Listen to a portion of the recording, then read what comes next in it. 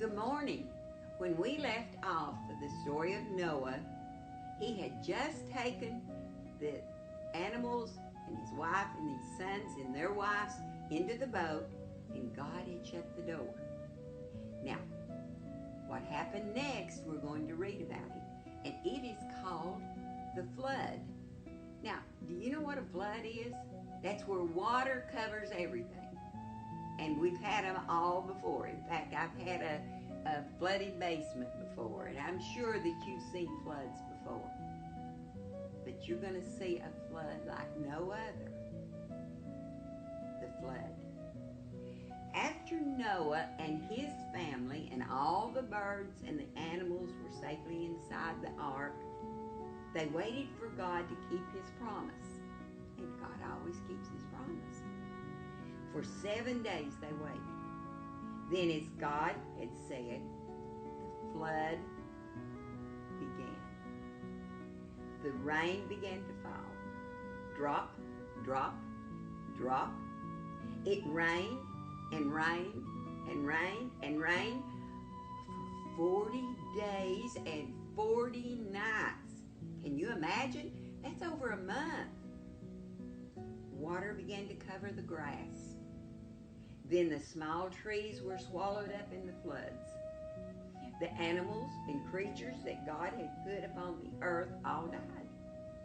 Soon the houses and the towns and the villages disappeared under the water. There was no hope for the people who lived in them. There was no place for them to go. Still the floods came.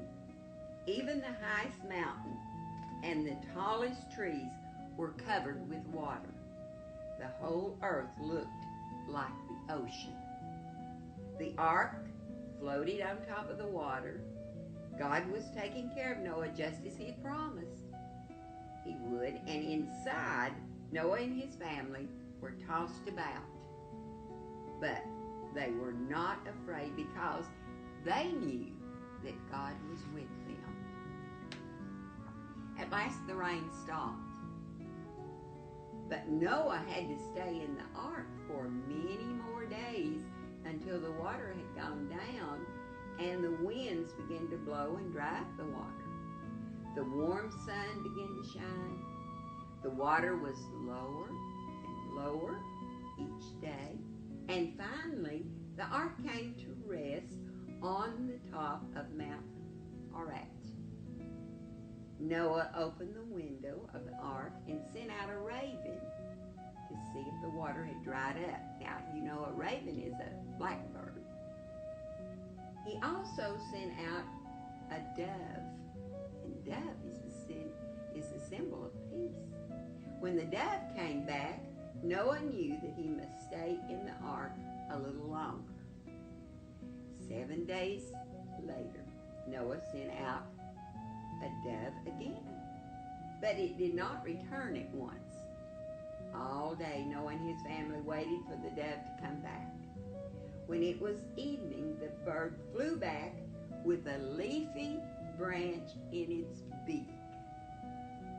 Noah knew that the trees were appearing and that the land would soon be dry.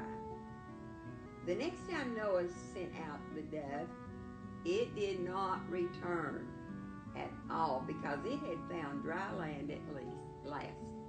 And Noah opened the door of the ark, and when he heard God saying, "Noah, take your wife, your sons, and their wives, and all the birds and animals out of the ark, your family will be the first of a new generation.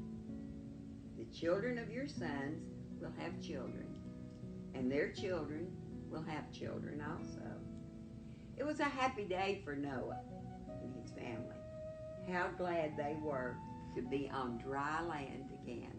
I'm sure they were, because if you stay in a boat for long, you get seasick, right? I don't know if you, I don't know, I've not stayed in one that long, but I'm sure Noah and his family was glad to be on dry land. I hope you enjoyed this story. Now remember, it's not through. We've still got one more thing to read, about Noah. And I wonder if you know what it is, but I'm going to leave you guessing. Some of you, I'm sure, know. Be safe.